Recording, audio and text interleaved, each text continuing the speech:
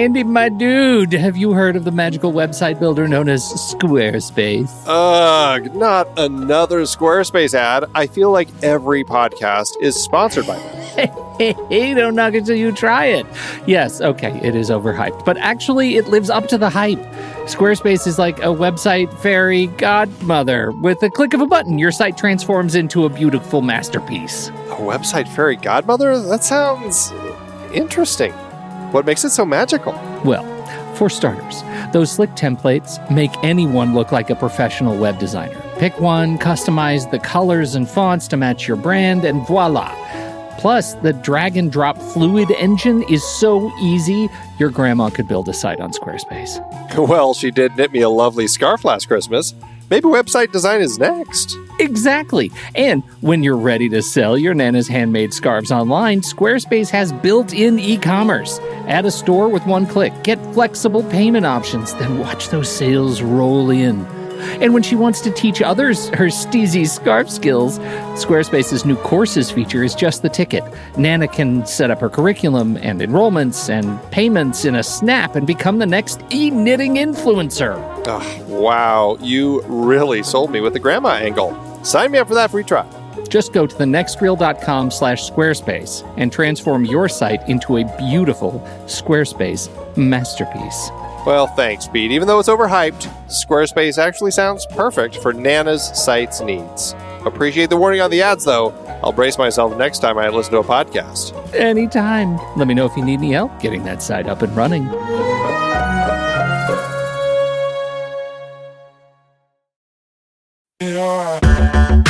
Andy, can you believe we've almost hit 700 episodes of The Next Reel? I know, it's crazy. And with all the other episodes in our family of podcasts, we are well over 1,200 episodes of movie conversation. It's really pretty amazing that we've gotten to have these in-depth movie chats every week for over a decade now. And we couldn't have done it without our loyal community of film fans. Their support over the years has meant so much. For sure. That reminds me, we should give the merch store a shout out. Buying shirts from thenextreel.com/merch is a great way listeners can continue to support the show. Plus, they get to sport our great designs. Absolutely. I think sometimes folks forget we have a variety of shirts, mugs, phone cases, and more available. In fact, a great place to start is with a shirt sporting the Next Reel's logo. We also have that classic Fast Times Spicoli Surf School tee, or the weirdly popular Rusty's European Tour shirt. The one from National Lampoon's European Vacation. Why is that so popular? Search me, but we have sold a ridiculous number of those. I guess there are a lot of Rustys taking trips to Europe? We're always adding new designs based on movies we've covered, like our brand new design for a streetcar named Desire, featuring a streetcar named Desire. So if you want to rep your love of TNR and films, head to thenextreel.com/merch. Every purchase helps us continue to have these weekly in-depth conversations. So visit thenextreel.com/merch today. And as always, thanks for listening and being a part of the Next Reel community. We've got lots more great movie chats coming your way. I'm Pete Wright. And I'm Andy Nelson. Welcome to The Next Reel. When the movie ends, our conversation begins. In just a matter of seconds, you're going to hear a classic episode of this show from back in the day when we called ourselves Movies We Like. It took us a while to settle into the show's format, so you'll notice some differences as you listen to these episodes. For instance, it takes us a bit of time to actually get into the conversation about the movie. Things like that. But we're still proud of the conversations about the movies themselves, and we think they're worth keeping in the library. So enjoy these episodes from our back catalog. And you can become part of our Discord community, learn more about the show, and find out how you can become a supporting member at thenextreel.com. So thank you, everybody, for downloading and listening to The Next Reel. We appreciate your time and attention, and we hope you enjoy the show.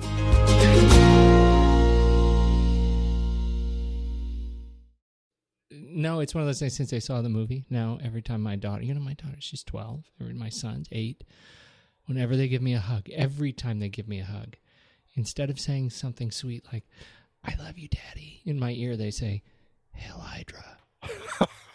That's so disturbing. I'm so disturbed by that. I don't know if I should say, way to go, Dad, or run away, Dad. Yeah. So that's our family.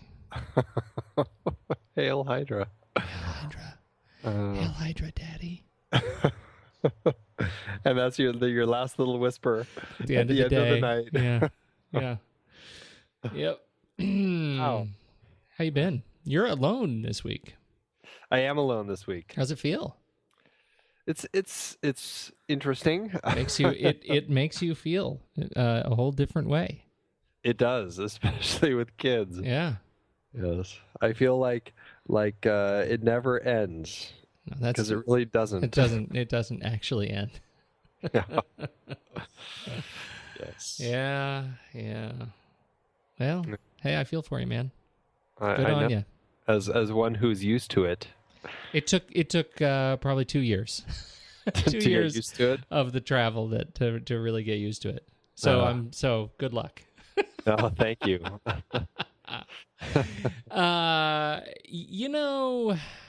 It seems like we're getting. I like this season because not only do we have big movies but big trailers coming out. Do you notice that? It's like a lot of trailers seem to be hitting right now. It was hard to pick this week. Well, especially because the trailer market is becoming so saturated with trailers for trailers and just a lot of promotion of new trailers. I see so much stuff about, and now the third and final new trailer for Guardians of the Galaxy. The third trailer for the teaser for the third yeah. trailer of Guardians of the Galaxy. Trailer to be released Friday. See the teaser today. Right. Here's the character trailer. That's a new thing.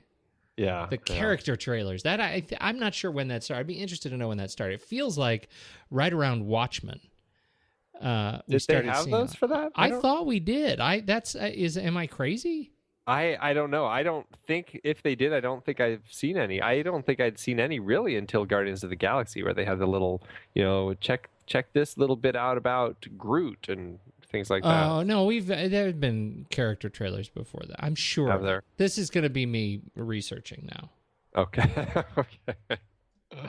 Because it's a thing. It's a kind of a regular thing for video. There are a lot of video game character trailers, but like even X-Men, was big on sort of. They didn't. I don't think they called it. Hey, look at this character trailer, but effectively it was a character trailer. Well, I don't remember specific trailers for specific characters. Like this is the Hulk trailer. This is the Iron Man trailer. I don't recall that. Well, it's not that it was just like there was like a focus on a character is what I'm saying. Well, yeah, and there's often focus on trailers as far as like, hey, this trailer is going to be more character driven. This one's going to give a bigger picture of the story. This one will have a little bit more of an angle on the romantic elements, to try to right. But these superhero movies, maybe Kick-Ass. Did we see more trailers for Kick-Ass? You do I really think that there's. I'm going to have to look this up. Yeah, this is going to involve this. This may involve a blog post. You know what you should do afterward? What? A spreadsheet. Yes, a spreadsheet may be involved. There will be tables. Some of them may pivot. They may be the tables of the pivot. Wow! Right? I can drop a mean pivot table.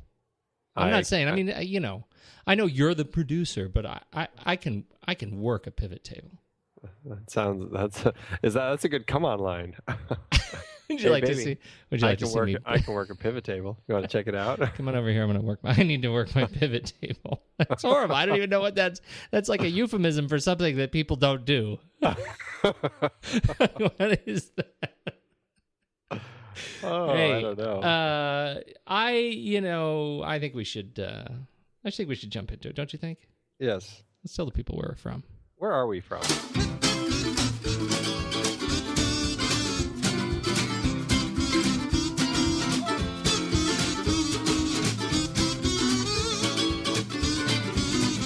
Hey, everybody, it's The Next Reel. We are a film podcast, and we spoil movies heavily. Once again, thank you for putting your trust in us. My name's Pete Wright. That over there is Andy Nelson. Hey! And we, this evening, I think this is official. This is the last of our series, our epic series on films from 1981. Can't wait to dig into it.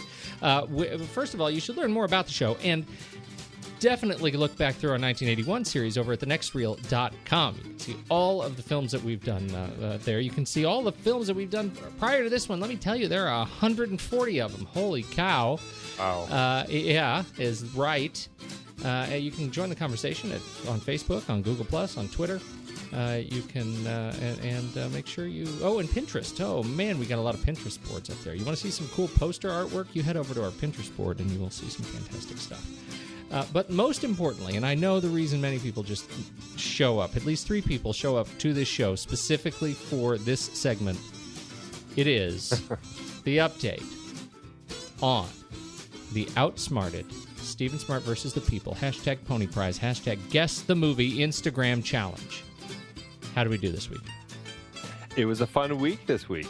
In the spirit of where we're going to be going after this series, which is our guilty pleasures, this good old Stephen Smart pulled out one of his guilty pleasures, which is Deep Rising, the movie that came out, when was that, 98? The action horror film directed by Stephen Sommers with Treat Williams and Famke Janssen. Famke Janssen. And a great big CG creature.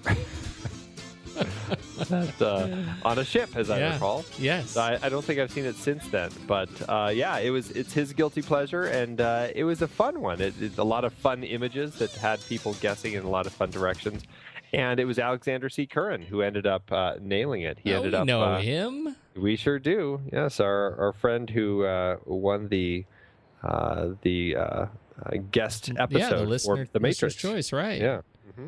Hey, nice pull. How many images did it take? It was on the 4th image that he nailed it. Pretty and good. I'll say the 4th image was one of those images that when you see it, I mean, I knew exactly what it was, and I hadn't seen it since 98. So it definitely was a good giveaway image, which, allowed for a little more, some other fun images to pop up over the rest of it. Right. So it was a fun week. I like it. I like it a lot. Yes, indeed. All right. We're coming up on that big 2018 drawing. Yeah, every day is a day closer. June 7th, 2018. Mark your calendars. Hey, let's do trailers. I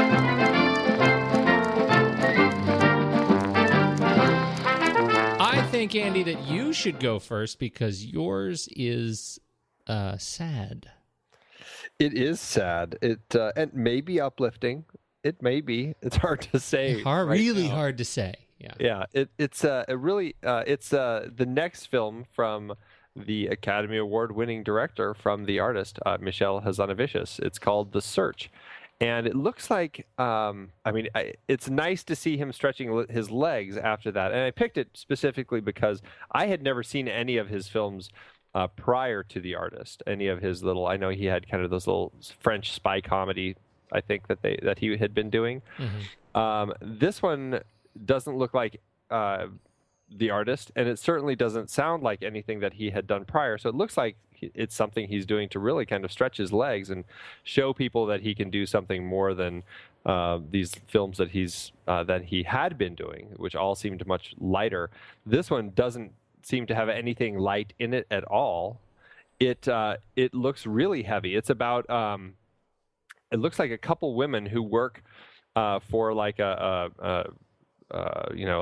nonprofit or a non-governmental group that kind of goes into war-torn countries and tries to help the people who are surviving the war. Namely, in this particular case, these women are trying to help these children in Chechnya. And you have Bernice Bejo from The Artist and Annette Bening. And they both look great in the film. It looks like just a powerful story about these two women. And it looks like Annette Bening is really kind of the older, wiser woman who has seen it and doesn't get emotionally attached to anything. And Bernice is the one who gets attached to this young boy and tries to take him in, even though he's seen so much destruction and awfulness in his life. It just looks like things, it just doesn't look like he's ready to have affection shown to him. It looks like a really interesting step for Hazanavicius, and I am very curious to see how it turns out. The trailer you can't understand all of it because the trailers French and English. And when there are subtitles for the Chechenian, it's all in French. So I couldn't understand a chunk of it, but it looks really interesting. It really does, and I think you nail it. It really feels like a chance for him to do something dramatically different. That is so refreshing. I mean, it looks really kind of horrifying. It's one of those sucker punch films that makes you want to get on a plane because it's horrible. Yeah, and same thing for Bernice, who had been nominated for The Artist as best actress in a supporting role, but again, it's one of those films that are people getting nominated because people just fell so in love with it, or are they getting nominated because they actually did a great job? And in her case, this looks like a chance to also show, look, I can do more than just play the cute little girl in a silent film. Well, it's worth seeing. Head over to nextreel.com and check out the entry for Atlantic City, and you will see the trailers right there that we are talking about. When does it? Did you say when it comes out? When's it come out? It doesn't have a release date yet. The trailer's out. It just says 2014 right now. It opened at Cannes in May, and I believe it's opening in France in November. Right now, it's just scheduled for 2014 in the U.S. I don't know if that's going to get pushed. I don't know if they're going to push to release it in the awards season and try to make it a big awards film or what. But I'm sure we'll find out more as the year progresses. All right. Well, mine isn't sad as much as it is horrifically violent. And, yeah, frightening. Right? So here's the thing. My film is No Good Deed. It is directed by Sam Miller, written by Amy Lagos, stars Taraji P. Henson, Leslie Bibb, and Idris Elba. Now, I had not heard of this film, but in reading up on it, I find myself horribly disappointed because the trailer. I don't know about you, but I think that Idris Elba is fantastic. Like, it is rare that I turn something. I can't think of a film that I have turned on with Idris Elba in it, or a TV show, and not been really just moved in some way by his performance. I think he is a terrifically talented actor, and I think he makes great choices. So, much to my chagrin, here is No Good Deed. The story is about the woman Terry is home with her daughter. She's a former DA or something. She's at her house, and late one night, escaped convict Elba is in a car accident right outside her house, and he comes in and says, "Hey, can I use the phone? You know, I'm a nice guy, but I have blood on my forehead." And lo and behold, he comes in, cuts the phone line, and begins terrorizing her. So it's one of those films. It's her getting her groove back with a crowbar at some point, I believe, against his head. All right. So this film was originally supposed to come out October 2013, and it got pushed. It's been pushed twice. Once, I think, probably legitimately, that it was opening against the producer was doing a ride along with Kevin Hart, and it was the first push date had run into that, and he didn't want to have his two of his films competing against one another. But then it got pushed again, and for no reason pushed again. So it was pushed all the way through 2014 to September 2014. Now it's nearly a full year late. The film is done. It's just sitting on a shelf. And I don't think that's a good sign. Yeah. If it's a film that's like a pinball film, I know we have filler films in the schedule, but this one feels like a pinball film, and it's just being tossed around, and that makes me sad. But I'm going to see it anyway because I think Elba is worth seeing. That's my pitch. And Taraji, I think, is fantastic. I mean, she's proven her stuff in a number of films. But it does look like one of those genre thrillers that we've all seen before, and I think that's probably what they're fighting. That's the problem, right? Yeah, it doesn't look from the trailer like it has something unique. That's kind of giving it a chance to kind of stake its territory. Well, I think what they were counting on was probably Elba and Henson, right? That they're going to be the unique bit, and I think what they're seeing is it's not quite unique enough. Right. So that makes me sad, but I think it still looks like a good trailer. It's a good dark thriller. It does. I mean, it actually does look quite enjoyable in the sense of, genre thrillers. It looks like it's going to be a lot of fun, and it's going to have its scares. It's got its great characters. Taraji looks like she's playing a strong mom character and very protective of her daughter. And this is something I'd watch. Totally. Turns out the daughter did it. Whoa. She's like 5. She's like 5 years old. Wow. But man, she can toss a crowbar. Didn't that happen in some Robert De Niro movie where the daughter was doing it? Or was it the dad was it him and he was... Now you're just using words. Now you're just using and blah, words. blah, blah, blah, blah. Have you seen, hey, bonus trailer, have you seen the trailer for The Interview? Yes. Just in the spirit. I saw the teaser, and I don't know if... okay. I'm just throwing it out there because it's another Evan Goldberg, Seth Rogen... Seth Rogen, James Franco, they're journalists, and they're off to assassinate Kim Jong-un. Yeah. And because I think both of us are on the record as having liked This Is the End. Yes. I think this is, I don't know, the trailer, I found myself laughing with the funnies. I thought it was okay. Oh, stop. Didn't You're get me that excited. you're a buzzkill. I know. Sorry. Right. Artsy Andy just came out. Oh, Andy, it's summer. Have a mojito. Turn on the AC. Watch a little Rogan and Franco. That's right. All right, Andrew. Let's head to Jersey. Atlantic City. It will change every idea you ever had about winning and losing. You looked. You spilled your drink. No, you took your eyes up. You allow me to distract you. Teach me stuff.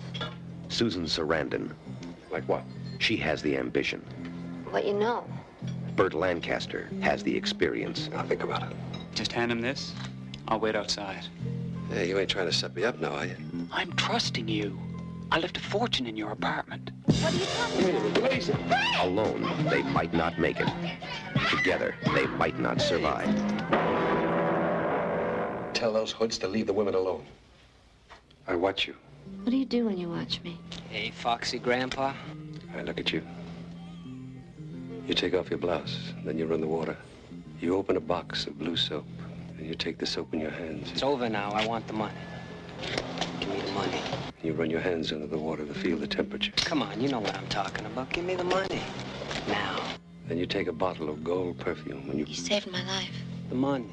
Money, money, money. A room for me and my mother. Glad to see you're born again. Burt Lancaster. Anyone ever take care of you like I did? You feel safe. Susan Sarandon. Yes. Atlantic City. For everyone who's ever needed one more chance. The film, we're wrapping up our series here, our 1981 series with the Louis Malle film Atlantic City from 1981. U.S. release 1981. The French and the Canadians got it in 1980. If this show were based in France or Quebec, this would be our 1980 series. That's right. Same thing with Das Boot. That was exactly in Germany. In Germany, we're not in Germany. We're not in Germany. We are supreme nationalists. I think if anybody knows us, that's the first thing they say. Oh, Pete and Andy, they're nationalists. That's right. I'm wrapping myself in my flat right now. Written by John Gare. John Gare. Yes. Written by John Gare. Starring Burt Lancaster, Susan Sarandon, Kate Reed, Michael Pickley, Hollis McLaren, Robert Joy, many, many other people, Robert Goulet, and, of course, the inimitable Wallace Shawn for about 15 seconds. That's right. Yes. Okay, so I think the big the big question for you, I think both of us, last week, coming off of last week's show, we were nervous. Yeah, right? yeah. Right. I hadn't seen this in a while. I couldn't remember much of anything except Susan Sarandon rubbing herself in lemon juice. Oh my God, that hit me like the hot kiss at the end of a wet fist. That brought me right back. Yeah. That lemon. And I was watching it. And my wife wandered through. I said, hey, because I didn't remember the end where the lemons is resolved. And I said, hey, what reason might you have as a woman to slice up a lemon and just rub it all over yourself. Yeah, she didn't respond to that. She didn't. I thought that was maybe it was a personal thing. She doesn't smell like lemons. Oh, you didn't all of a sudden have a bowl of lemons sitting by the nightstand? Yeah. No, so yeah, that boy, you're right. The lemons. I interrupted. Go ahead. No, that's the one thing I did remember, and I couldn't remember the story. I kind of remembered the vagaries of it, like he was a kind of an old gangster and stuff like that. But that's really it. I mean, so I came into this mostly completely fresh, and it was actually I found myself really falling in love with this film. I actually think between the two Louis Malle films that we've talked about, I think this is the one that I really connected with a lot more than My Dinner with Andre of his two 1981 films. I just loved these characters, and I loved the story, and I really loved everything about this. And I'm so glad that it ended up being on our list, because I had a great time watching it, and it was just a refreshing surprise. Wow. I feel like you're totally setting me up. Okay, so I didn't love it. I didn't fall in love with it, but I didn't hate it.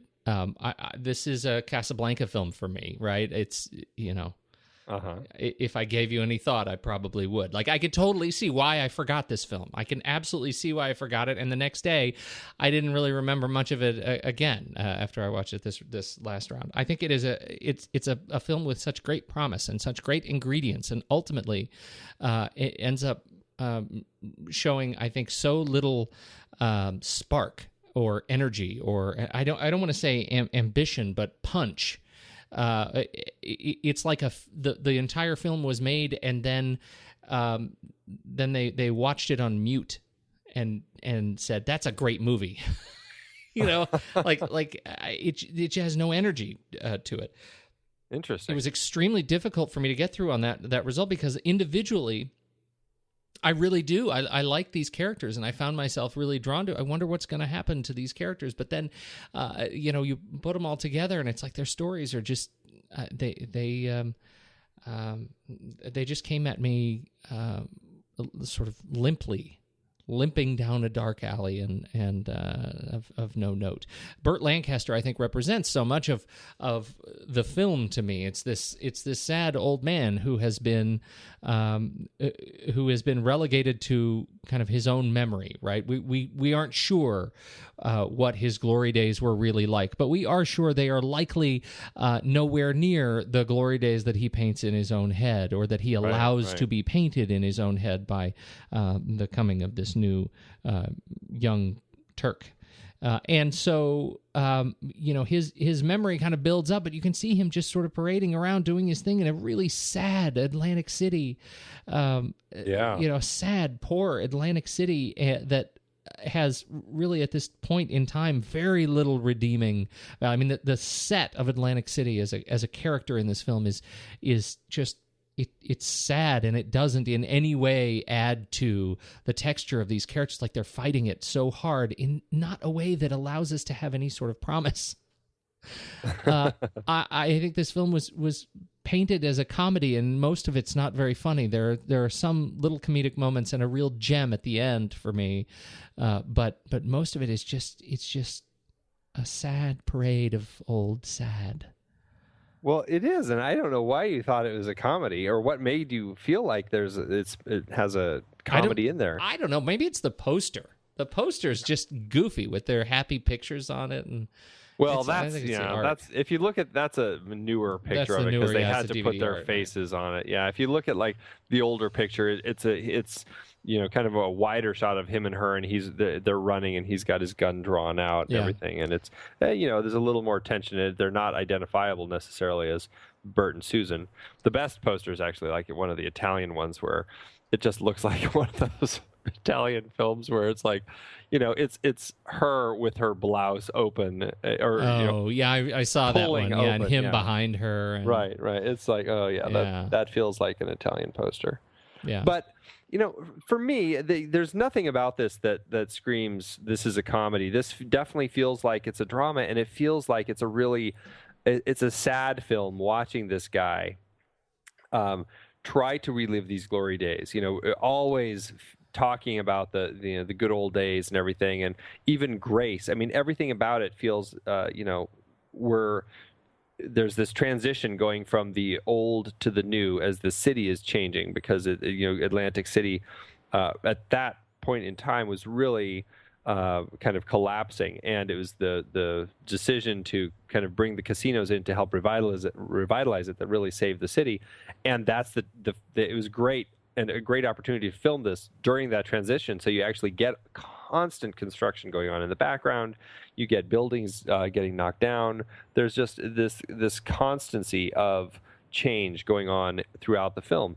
And you have Lou, Burt Lancaster's character, this old-time retired gangster who lives this life, and he's living in the glory days, but really what he's doing is helping Grace, who's kind of this bedridden woman she's not really, but spends most of her time in her bed, and he's just kind of her helper and making her eggs and taking her dog to the groomers. And it's really kind of a sad life for him. It's a sad life for her, because she's always pining for her lost husband. What was his name? Cookie? Something. And even Susan Sarandon's character, Sally, she doesn't have the distance of time that they have as far as what they're pining for, but she certainly is trying to start anew. She's trying to create this new life for herself as a croupier, and in comes her husband, who ran off with her sister and got her knocked up, and now they're coming back to quote unquote see her and stuff, but really they're in town to deal drugs, basically. And so that's another change, is she's trying to deal with that and create this new life for herself, and in comes the bad elements of her past. And for me, I loved these characters, and I loved this transition that they were all going through, and just the sadness of all of it, and in particular Lou. And I loved how that builds in his character through to the end, when he's talking about how he was cellmates with Bugsy Siegel, and then you find out the truth behind that statement. And that then he was in the drunk tank for right. He was just exactly, and that was it. It's like he didn't even look at him really.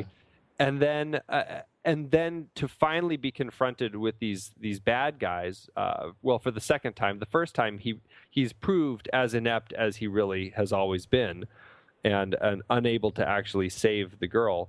But at the end, when they attack again, and he pulls out the gun and kills them, and it becomes this weird moment in the film, and it kind of continues on, where it's like this constant gloating from him, where it's like he's lived this entire life pretending to be or wanting to be this gangster and painting himself like that's who he is. Mm-hmm. And it's sad and it's pathetic. And then when he finally gets a chance to do it, and he does it to save the girl, and he runs off with her, at least for a time, that's all he can think about is he's finally made it, and he's finally that guy that did that thing in the paper, and that's the only thing he's excited about. It's so disturbing and sad and pathetic, and I love that about this film, and I love how Sally, how her character sees that. And he wants her to run off to Florida with her, and she really wants to go to France, because she knows she has no chance to be a croupier in the U.S. anymore, basically. And so she wants to go to France to train to do this. And just all of that final moment, how she finds a way to kind of succeed at what she wants to do. He lets her go, and in a tragic way, where he acknowledges it. It's almost like that's his final moment of acknowledging he's finally made it, at least as far as what he has painted for himself in his head. He's now this gangster who made the headlines in the paper and is on all the news channels every time they turn on the TV. He's finally that guy.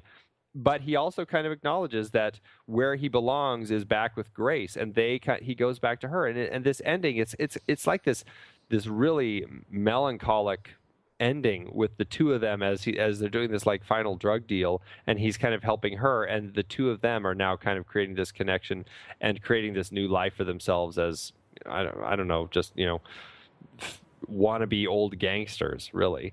So for me, that's what really works in this film is it is this film looking at these people who are just sad and lost in their place and are living in the past. And I think that it was captured really well. And I don't think I enjoyed this film nearly as much the first time I saw it. I think this time when I watched it, I don't know, I just really connected with the characters, and I really loved this story that Louis Malle presented to us.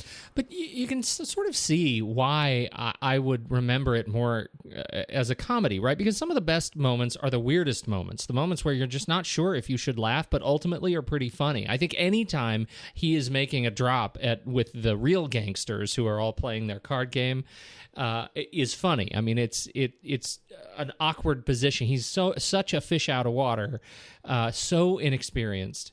In spite of his own aspirations, that to see him go and try and actually have this interaction with the short mobster is funny to me. The fact that Chrissy, the sister, who is crazy pregnant, is also a magical foot massager.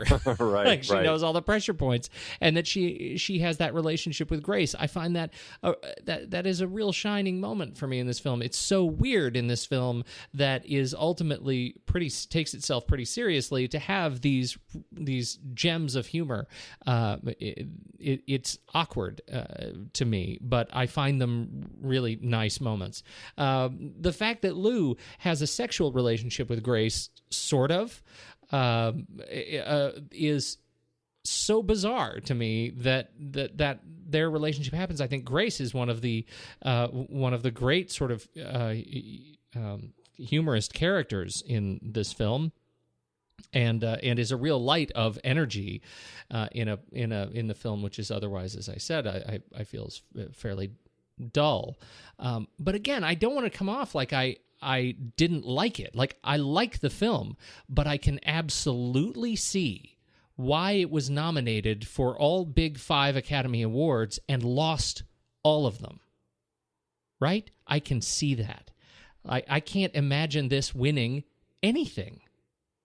Well, yeah, and to that point, it was also a very small film nominated that year. I mean, this was, I think they termed it, this was really kind of the underdog film. This was kind of almost like a little independent sort of film that kind of somehow got in. I mean, it was. It's up a greater testament major... that it won, or it was a greater testament that it was even nominated against films like Golden Pond and Chariots of Fire and Raiders of the Lost Ark, Reds. Right. I mean, yeah, this was definitely kind of the art house picture that squeezed in because probably the critics really just were raving about it. I mean, it did win the National Society of Film Critics Best Picture Award. It won the Golden Lion. It ended up getting a lot of awards, but yeah, it didn't. It in the U.S. it didn't find that the voting crowd liked it quite as much. It's right. One of those quiet films. It is. It definitely is. And I can see your point that it is a film that, it's. I mean, it's just not a big film. But to me, it's like I'm trying to think of another example, like The Full Monty or something. That it feels like a film that. And maybe that's a bad example because I think that was more an audience hit. Right. That's the reason it ended up getting nominated for its Oscar or Best Picture Oscar. This one, it really feels like it got nominated because the critics really latched onto it. Yeah. Yeah. I mean, the critics have. I get it, and I can see why critics would like it, but I also feel like. I can see why this lost the popular vote. Yeah. It I doesn't. Wouldn't have voted for it against those other ones either. I mean, I think I enjoy maybe Chariots of Fire. Honestly, it's been a while since I've seen that one too, and I've never actually seen Reds, so I don't know. I can't speak to that. But between Raiders and On Golden Pond, I mean, I think those are pretty strong films. I would probably pick those over Atlantic City. Yeah, I would pick all of them over Atlantic City. But in a good way. Wait, in a good way. I think some the performances. Burt Lancaster. I want to talk a little bit about Burt Lancaster because Burt Lancaster is while I think he delivers a terrific Lou, he also seems a little bit like a man out of place in this film. And I can't help watching this film, and maybe it's because of he's portraying this character, this sort of bum character in depressed Atlantic City too well, that it feels like he probably shouldn't be here. That's the thing I can't get out of my head is every line Burt Lancaster says is, are we finished? Well, he didn't get along with Louis Malle in the making of this film. He had, he's a big actor. Yes. He's a big Hollywood actor. And I think what happened in this film is he was, I think Malle said that he was being too big, too theatrical for the role, and he was playing it too big. And Malle had to keep toning it down, getting him to tone it down and tone it down and tone it down. And they were fighting all the time. And Louis Malle at the time was actually dating Susan Sarandon. And I don't know if it's because of that or what, but Burt Lancaster was not nice to Susan Sarandon during the making of this. He was very confrontational, and it was very hard for him to get Lancaster to make the role smaller and to play it smaller. And it got to a point where Burt would actually say to the crew, where he'd say, okay, we're going to do this next shot 2 ways. We're going to do it the way the little frog wants it, and then we'll do it the way it's supposed to be done. Yeah, so there was definitely some tension on the set. And I don't think it was until Burt saw some of the rushes and saw that what Louis was doing and what he wanted that he started respecting him a little bit. But in the beginning, I mean, it was a 5-week shoot, and I think definitely for the first good chunk of it, I don't think it was a fun place to be around. That's my sense of it, and I think maybe that's part of the problem. Is my interpretation of the film, of his performance in the film, is one that expects, From Here to Eternity. Maybe not quite From Here to Eternity, Burt Lancaster, but a bigger Burt Lancaster. And I find, and I know Susan Sarandon is so this is the curse of hindsight that we're dealing with at this film for me. That Susan Sarandon, I know is, I know Susan Sarandon, and I know that she has much greater strength as an actress, and in this film she portrays, I think she is, it comes off as false humility, her performance. It's too weak, by half, and because I know too much about the roles that she has taken on since, where she is much more in a position to dominate, and in this film she does not. Again, character of the film, character of the city, character opposite contentious Burt Lancaster. But I had the most fun watching Hollis McLaren and Robert Joy and their relationship. I was, Chrissy and Dave. I thought they were funny. I thought they were, they were the reason this whole mess happened. This mistaken identity bit, I think was great. And otherwise, I didn't find anything too terribly remarkable. So there you go. Wow, that makes me so sad because I was like. I watched this and I'm like, this was the perfect ending for this series because I really loved this film. It was just everything that I was hoping it would be, and I really had no expectations going in because I just couldn't remember it at all.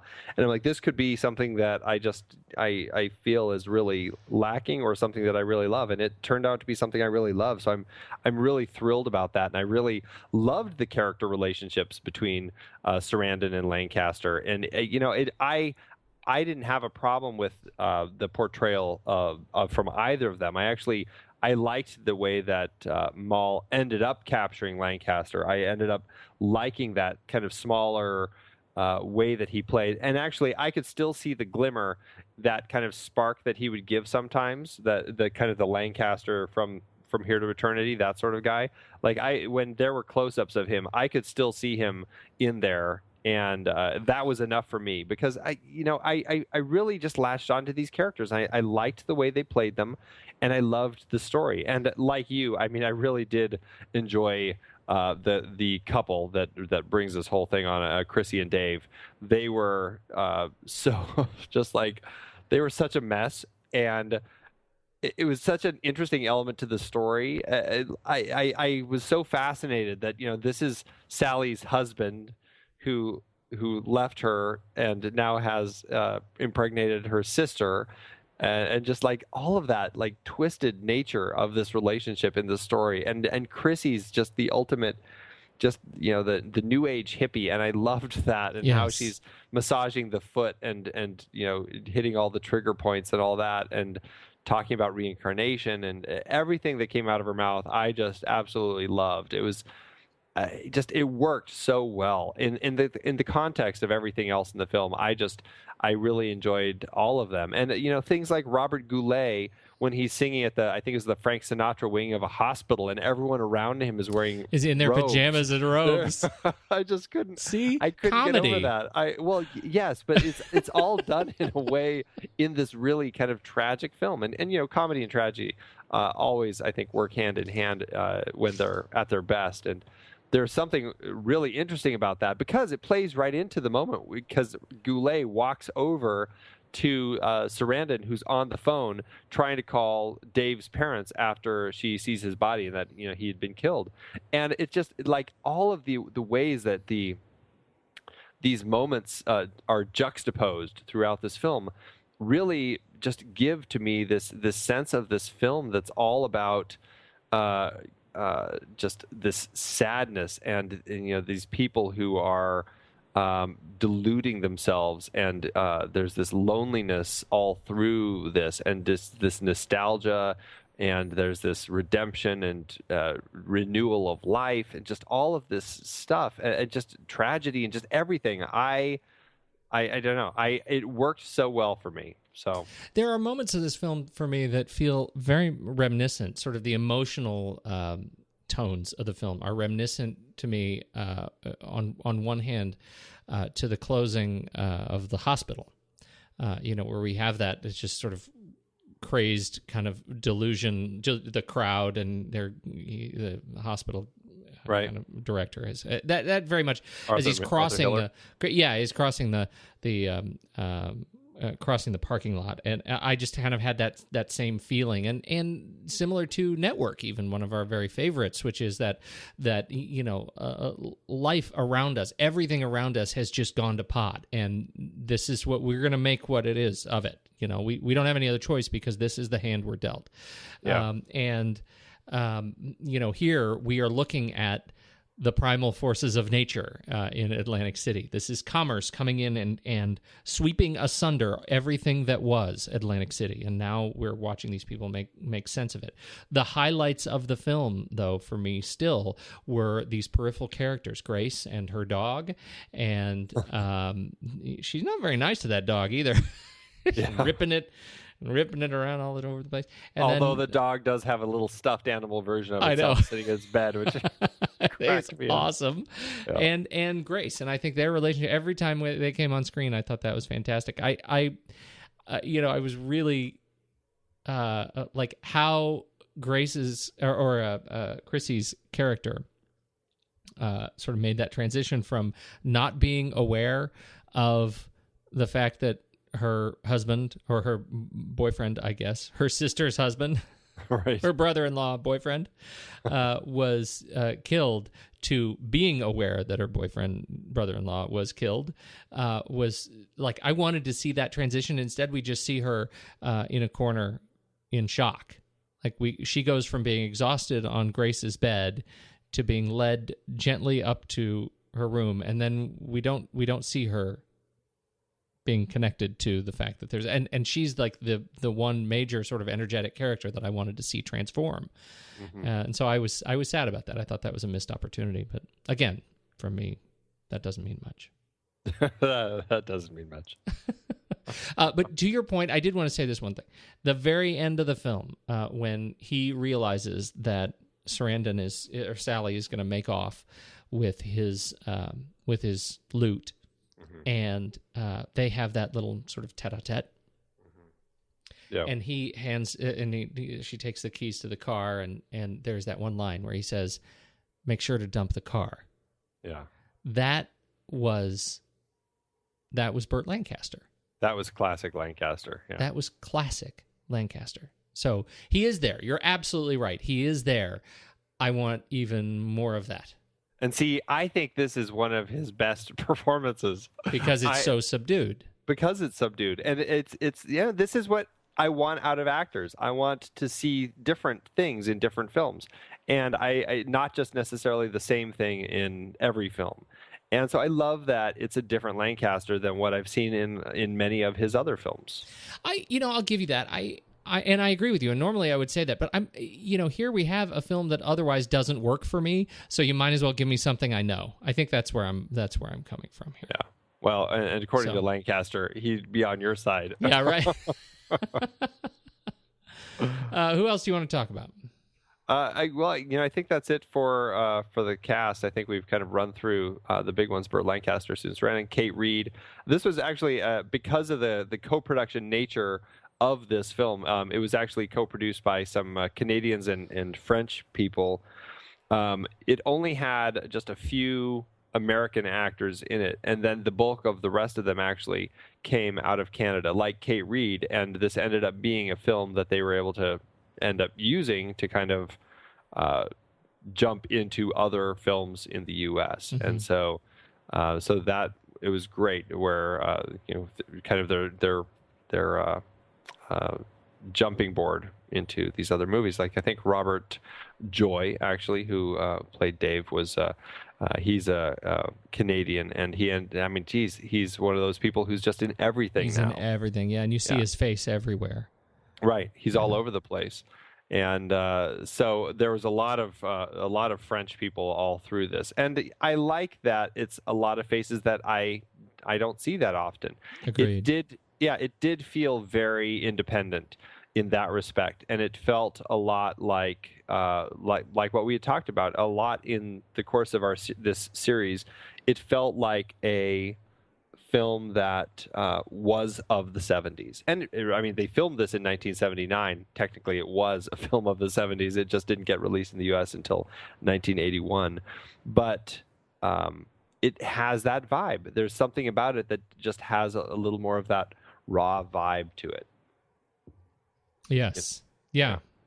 I think it is, and that may be one of the great lessons of 1981, and there maybe to broaden it a little bit, the early 80s. It was you kind of see the growing pains as the tone of films in these years shake the vibe of the 70s. And I say growing pains with great kind of affinity, because I liked so many of the films in the 70s, but you can see that I think Atlantic City is a great representation for me of films as they make that transition. It has that sort of feel like it's striving for the grit of the 70s with the playfulness of the 80s, the sort of frivolity that we get in a Raiders, and the sort of, as we're beginning to see the great rise of the Spielberg era. But it and again, for me, it's an example of a film that doesn't execute well on all cylinders because it's stuck between these two worlds. Yeah, it's interesting that this film is about a city that actually was going through that very same thing. Yeah, that's a great point. This grittier, dirtier world that it had come from, that for it really was kind of killing it. It wasn't working very well, and they brought in all these casinos and really kind of souped it up and glammed it out to make it something that's all stagey and showy, in order to actually make a buck again and actually keep the city on the ground. And that's really kind of like the transition in the 80s, not for the same reasons, but it became a much, a little more shiny and new looking films. Yeah. I think that's a great comparison. Yeah, I think it's a great comparison. Everything else became candy corn. Yeah. Yes, indeed. Yeah. Indeed. Who else? Just as far as the production of this film, I think it's an interesting one, because this was, I think Louis Malle had done his first English language film in 1978, Pretty Baby, which wasn't a big success, and he was trying to find something to do, and these Canadian people came and they were trying to get him to do a different project, and he hated it, and he was up against this timeline because in order to take advantage of these Canadian tax incentives, it was one of those. It was I guess the capital cost allowance. It was a 100% tax write-off for Canadian films. They were able to do this, but it had to be done by December 31st, 1979. And it was this frantic race to find a project, and he couldn't find anything. And so it seems a little confusing if it was him that was friends with John Gare, or if Susan Sarandon knew John Gare. But somehow the three of them ended up coming together and came up with this story. And they went and took a tour of Atlantic City and just kind of fell in love with the idea of a story like this. And that's kind of where the birth of this story came from. And John Gare wrote the script, and it was just kind of this whirlwind process putting it together. And they filmed it literally. They started in October, and they ran right up to the end of the year. They finished, I think, December 30th, 1979, and they had until December 31st. So they really just scraped in with the nick of time in order to get this film done. But they were actually talking about trying to bring on for the Burt Lancaster role. James Mason was somebody they were talking about, Laurence Olivier, James Stewart. But the real person that they initially wanted was Henry Fonda. But unfortunately, Henry Fonda's health just was not up to snuff. He was just, he was having a rough time, which you can actually see in On Golden Pond. Yeah, I mean, he was really deteriorating quickly. He really was. Yeah, both him and Katharine Hepburn were in that, and and they said it was too much of an insurance risk. I mean, this was a very low budget film. It was like a $7.2 million budget, so they didn't have a lot of money. And then I think Robert Mitchum was actually offered the role, and he said his line that he told Louis Malle was, I can't remember how old Mitchum was at the time, but he said, "I just had my face lifted, and I only play under 45 now." Nice. Yeah. So then Burt came on board, and he felt like it was a great part, but like I said, it was tough for him to get into it. And then for Grace, they actually offered it to Ginger Rogers first, but she responded with a note that said, "How dare you at this stage in my career that I'm going to end up in this filth." So she was definitely not up for playing that part. So seems like a lot of people would agree with me. Oh man. Snap. Come on, this is a Taxi Driver. That's the truth. You're right. And there are a lot of Louis Malle films that I do quite like, and I just I feel like we should do at some point we got to find a way to work Au revoir les enfants in here, because that's one I would love to. Yeah, and I've never seen it, and I'd love to see it. So yeah. Right. Just then the last little thing is, the great thing about this is they were filming in Atlantic City for these 5 weeks, and all this construction was going on, and so they were as they were filming, they were constantly kind of rewriting scenes into new locations, just so they could specifically put it in a particular place where there was construction going on. Like there was a shot where it's who is it? I think it's Lou and Dave walking along the boardwalk, and they walk out of frame, and then the camera pans up and you see a building collapse. Yes, yeah. There was a lot of that that they really worked hard to capture, so that it was constantly this constant kind of destruction and change going on all around them. And like where Dave gets killed, the wacky parking garage. Yeah. That is like the precursor to Mission Impossible Ghost Protocol. Yeah. So it's like these weird elevator car parking lot things that just is so weird. It's just one of those new things that was just put in, and Malle saw it and it's just like, oh well, we have to put it there because it's such a weird environment. And I think that's just the nature of a place that's in this weird transition, is they were able to find ways to capture a lot of that all through the film and really give us a sense of this city in transition, which I think works really in favor of the film. Yeah, and in that respect, it does. I think to your point, the just the physical set, being able or having the opportunity to move the camera around and see that kind of destruction, I think is a real treat. It's like a sleight of hand with the camera that I think is it ends up being quite elegant and really adds to, as long as we're already going to be sad about Atlantic City, let's go all in. And this is a film that goes all in. Yeah. So. Absolutely. Yeah. Well, what do you think? Well, I like it. I mean, yeah, I know. I hear you. I'm not going to fault you for it. I know. I'm not going to fault you for not liking it. There you go. What do you think? Are we? You want to talk numbers? Are you ready for that? Do you want to talk numbers, or do you want to talk? Is there anything specifically we want to say about 1981 first, or?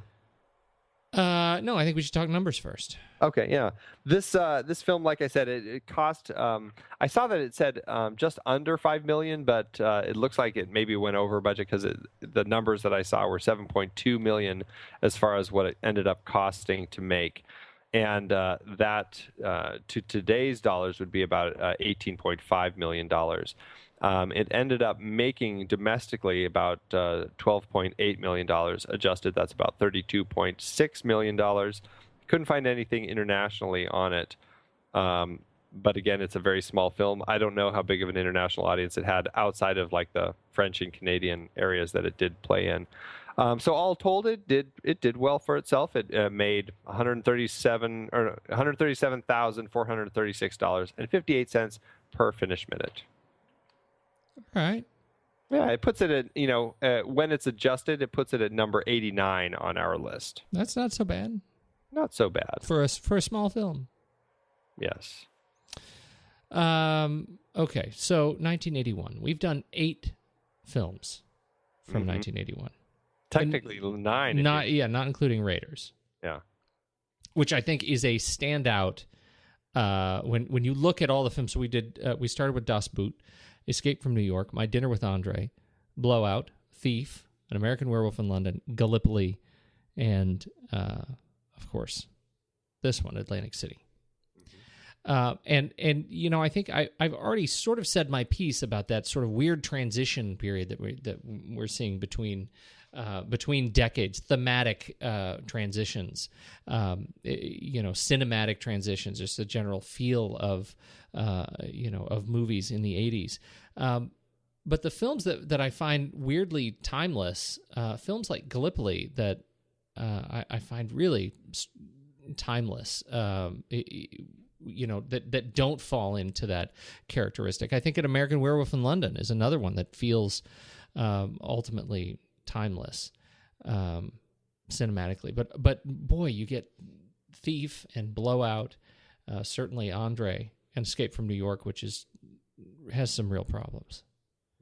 Yeah. But again, Das Boot, timeless. So I think we picked a really good series overall. I really like 1981. It wasn't as glamorous as I thought it was going to be because my memory of 1981 was Raiders. Yeah, right. Right. These are, I think, generally more subdued films. Well, and even if you look at the films that were nominated for Best Picture, I mean, On Golden Pond and Reds and I lost my list. What else was nominated? Chariots of Fire, the big winner. Yeah. Looking at them, they also feel a little kind of like films that do still fit that vibe also, Yes. I don't know if maybe that's the lesson learned here in 1981. It really isn't like as defining of the 80s at that point. It really still is very much reflective of the 70s. Mm-hmm.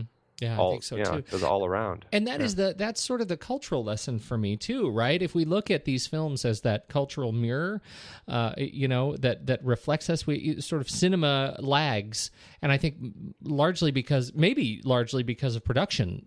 Right, production and distribution lag, that these movies really were made in the 70s. Yeah. They were of the gestalt of the 70s. They were reflecting the time and the beliefs of the 70s, and we're just seeing them late. But I was thinking about this as we were looking at 1981. Do Can you picture the same sort of transition in 1991? I don't think so, because I think the big change for me in the 90s really kind of hit a little later, because the independent film boom really hit in the 90s. And I'm just trying to picture the difference between the 80s and the 90s. That would be kind of what I would say is the defining look, or the way to tell the 80s from the 90s. And to me, when I think 90s film, I always think of just the real boom in independent cinema. And I know, Sex, Lies, and Videotape came, I think it was like late 80s. And Pulp Fiction was 94. So in that window of time, it feels like that was really kind of the birth of the big boom of independent cinema that really took off all through the 90s. And so for me, the beginning of the 90s, 1991, probably would still feel like the 80s as well. I don't know if I would be able to typify it as kind of something on its own yet. Well, that's what's so. I think that's really interesting, because you look at the Best Picture nominees for 1991, and they're movies that, had you asked me like off the cuff, when was this movie really, I would have said these are 80s movies. Yeah. Goodfellas, Godfather Part 3, Awakenings. The winner, of course, was Dances with Wolves, and oh my gosh, Ghost. Absolutely typifies to me an 80s film. Well, those were all 1990 films. The Oscars were in 91. Right. But that's true. Right. Yeah. Right. So and I agree. Ghost totally feels like a 1980s film. Yeah. Yeah. So I think that's an interesting thing. I'd never made this connection, and that the fact that my sense memory of movies and how they feel to me in time is it lags with production schedules, and I think I think it'll be interesting to look at. I don't think we're far enough away from the 2000s, the 90s to the 2000s. To be able to really have this kind of a visceral feel, but when we hit 30, 40 years, it'll be interesting to see what we remember as 90s movies versus 2000s movies, if there is a change. I think one of the things you bring up, this independent film thing, these movies tend to get even more sort of human, or that's what ends up being a major theme is this, because we're cheap, we have no money, so everything has to be about the human condition, right? And so what does that mean to films and their sort of cultural relevance and resonance, right? So it'll be interesting to see what the difference is between the 2000s and the 2010s. Yeah. Probably just more big superhero movies. Yeah, right. It's pretty much all Marvel. I think we figured that one out already. Yeah, no, that's pretty much it. Marvel and apes. Yep. So this has been in that regard. I mean, even though the films themselves, which I think, with the exception of, I think Escape from New York.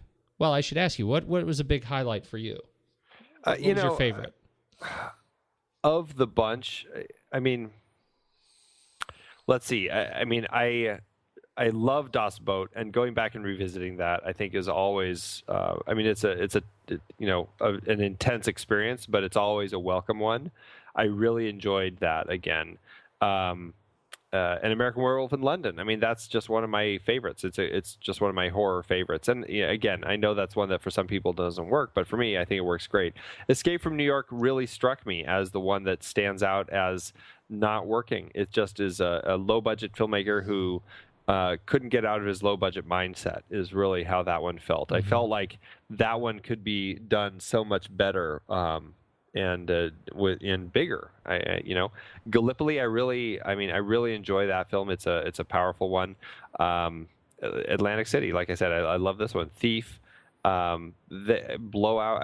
They were all pleasant experiences to go back and revisit. My Dinner with Andre. I really enjoyed going back and seeing all of these again to really get a sense as to how things were working back in the 1981. I think that probably the one I enjoyed going back and revisiting the most again was Das Boot. I was just taking in that full 3.5-hour experience again was, for me, just a ride. But like I said, I mean, going back to Atlantic City, that's probably the one that changed the most for me, because I don't think I liked it nearly as much when I first saw it as I liked it this time. Yeah. I think the one for me that was the sort of the most cerebral experience was My Dinner with Andre. I enjoyed the way that made me think about things that I don't often take time to think about. But in terms of the film highlight would probably be Blowout, just in terms of the experience and the celebration of film, which is weird for me to be saying that about a De Palma film. But that's what's so great about it, because so often we criticize De Palma for making just garbage, and it's nice to go back and revisit these films that he's done, like Carrie and Blowout, that feel so fresh and alive. And it's like, this is why De Palma is a standout filmmaker, because even when he makes garbage like Raising Cain, he can still crank something out that is just absolutely amazing. I was listening to there's a wonderful The Business, or was it The Business or The Treatment, interview with Guillermo del Toro, who has had his share of successes and bombs, and he says, I never look back. I have been blessed, he says, with an incredibly small rear view mirror. And I loved that metaphor. I've been thinking about it a lot, this idea of, you take whatever you've done and you just move forward. And that strikes me about Brian De Palma. Like he keeps moving forward. He's done some things that are really good for movies. He has defined, certain techniques that I think really are wonderfully illustrated in Blowout. That was probably the most fun for me. Yeah. Even as much as I enjoyed Gallipoli and Das Boot, though it was still too long. All right, I say we rank it. I say we do. If you head over to flickchart.com/thenextreel, you will see all of our films that we have talked about on the show, and we will see tonight if Atlantic City is going to crack the top 100, the vaunted top 100. Let us see. Getting harder every week. It is. All right, Atlantic City or The Bourne Supremacy? Bourne Supremacy. I would go Bourne Supremacy. Atlantic City or The Sandlot? I would go The Sandlot on this one. I probably would too. Atlantic City or Escape from New York? Oh, dear. Definitely Atlantic City. Definitely Atlantic City. Atlantic City or Clute? Oh, that's an interesting comparison. Yeah, it is. And I would go Clute. I would go Atlantic City. How hard would you go Atlantic City? I would definitely go with Atlantic City. Really? Yeah. I just really, like I said, I really connected with it. I mean, if I watched it down the road, maybe I would change, but yeah, just something in the characters in that film I just really liked. Well, I could be persuaded, though I still think about that closing scene in the tape recorder. Very intense. Yeah. Very intense. It is intense. Nothing about that sways you. That's no. what you're telling me. All right, I'll give it to you. All right. There you go. Atlantic City or Bullet? You had me thinking about Bullet. Oh. You're the one who got me thinking. So we were ranking a little while ago, and you said, what is Bullet beyond the car chase? Right. That's kind of a good point. It is. I would give you Atlantic City on this one, because I'm sure that's where you're going. I would go Atlantic City on that one, yep. Atlantic City or La Femme Nikita?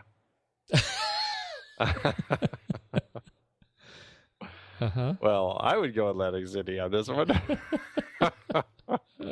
Weirdly, I would give you Atlantic City on this one, too. Oh, well, hey, there you go.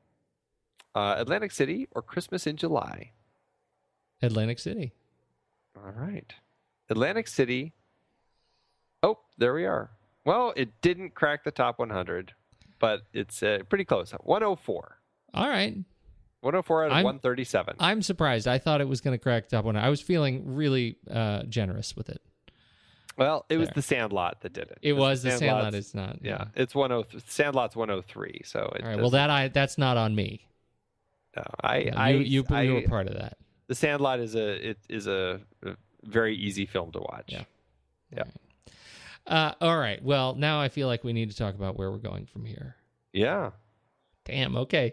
I have it picked, but I'm still like waffling. I'm done waffling. You're done waffling? I hope we didn't pick the same movie. I highly doubt we did. Should we get, do you want to? Seen mine. Okay. So here we go. All right. So, this is the first time we've done this.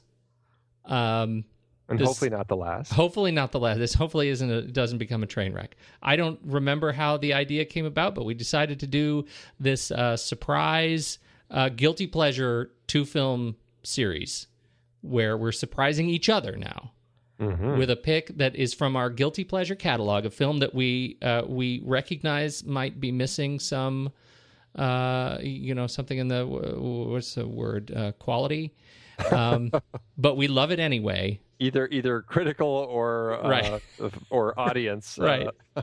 Right. And I think I don't know, what was the process like for you choosing your film? Because we don't know each other's, as of right now we're recording this, we don't know what we've chosen. The process for me was thinking about films that I liked that in general, like I said, either really kind of critically were just massacred. I shouldn't say, I think both were critically massacred, and also people didn't really seem to latch on to it, and it kind of was something that didn't work out very well at the box office, and critics didn't like it either. And that's really what I was looking for in my but you like circle. it. But I really like it, right? And because I mean, there's definitely some that I like that. Okay, well, it's kind of become a cult classic. I don't know if I'd call it a guilty pleasure if there's this whole kind of cult following behind it now. There's, I kind of was toying with a number of them, and so that was my process, is trying to find one that didn't fare very well either with audiences or with critics. Okay. Well, then I don't know. I may have failed. We'll see. Okay. So how do you want to do this? Who's going first? Wait. What was your process of picking? Well, no, it was very similar. I mean, mostly I went back to my catalog, and I think back to my youth. I think about the films that where me and a select group of my friends really resonated with a film that none of us acknowledge even exists today, right? That we may have dressed like these characters. We knew all of the lines like these characters, of these characters. We may secretly still be able to draw like the logos of these characters, various, and sundry little fetish objects. We may doodle them when we're in meetings, but we would never talk about it. And today, as adults. Interesting. The film that I chose, it was by all records, by all viable measures, did not make any money, and so I feel like I should feel guilty for getting pleasure out of it. Well, good. Yeah. So that by that score, I succeeded, I guess. I would say so. Yeah, it's a very strange. Oh, so how do we want to do this? Are we going who's going first in order? We didn't talk about that. Gosh, I don't know. Should we just do it alphabetical? Sure. Or should we do it chronological? Well, what year was yours? Mine was much more recent. Mine was 1984. Mine was 2009. 2009, and it's already a guilty pleasure? Uh-huh. Oh, wow. Okay, well, then I should go first. Go for it. My film is the W.D. Richter classic, written by Earl Mac Rauch, starring Peter Weller, Ellen Barkin, John Lithgow, Jeff Goldblum, and Christopher Lloyd. That's right. The Adventures of Buckaroo Banzai Across the Eighth Dimension! ! Nice. That's right. We're going to be hanging with the Hong Kong Cavaliers, baby. That's fantastic. I don't know if I've seen that since the 80s. Oh, yeah. No, clearly you need to see it again. Yeah, that's kind of a cult classic. I think it's definitely got its following. I think it does, but it's one of those films that there's a little bit of a, You feel There's a a little vibe. guilty still. I do yeah. feel. I watched it again in preparation and for making this decision. I watched a lot of bad movies in preparation for making this decision, and I still get a lot of joy out of this. Nice. He drives through a mountain.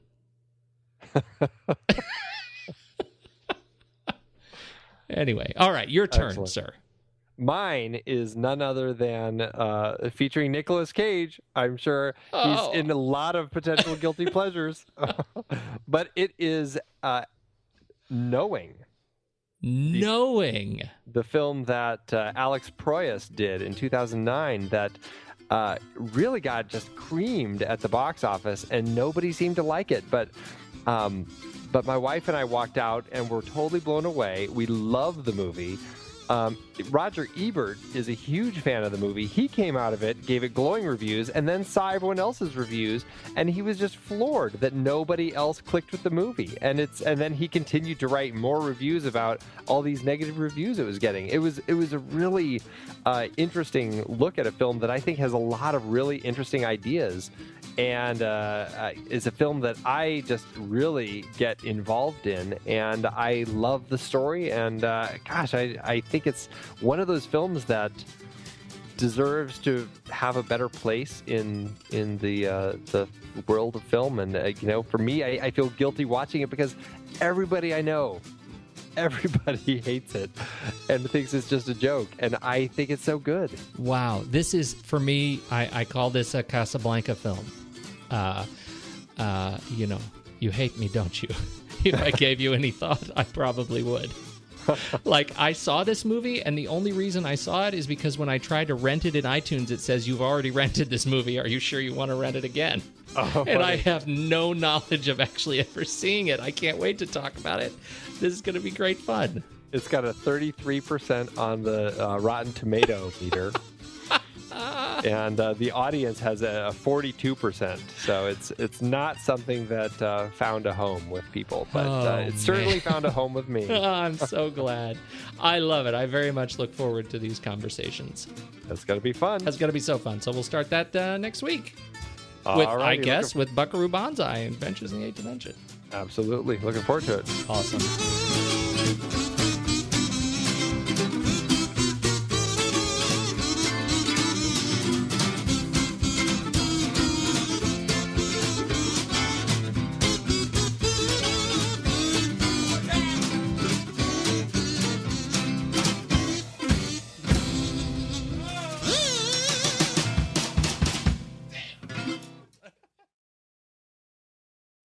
All right, Andy, how did Amazon feel about this one? It's interesting. Not a lot of people have actually reviewed it compared to some of our other ones, but I think most people seem to favor it. That being said, D-Belv gave it 3 stars and says, love Susan's movies, and Burt is wonderful, but didn't remember enough of this movie, I guess. Had I remembered enough, I wouldn't have ordered this. See what I mean? It's a Casablanca film. Jimmy R. says, things are never as they appear. And he actually writes a lot, but I think he really captures it with nominated for 5 Academy Awards is what the front cover says. Really? I only bought this DVD because I remember being on all the time when I was a kid. Burt Lancaster is and was somewhat of a mystery to me. I always wanted to know more about him, in theory, but never actually wanted to waste any time to learn more about him. He always seemed like a semi-star from the golden era of Hollywood. This movie was neither a high point for either actor's career, but more of a vehicle for Sarandon. As for the film, it seems dated.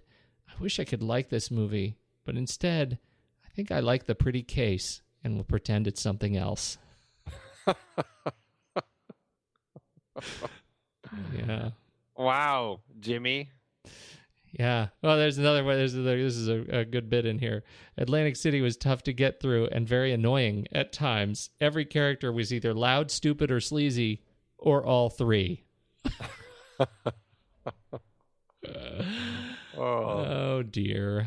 Yeah. Oh, Amazon. Atlantic City. Yeah, you gotta love it. You come through again.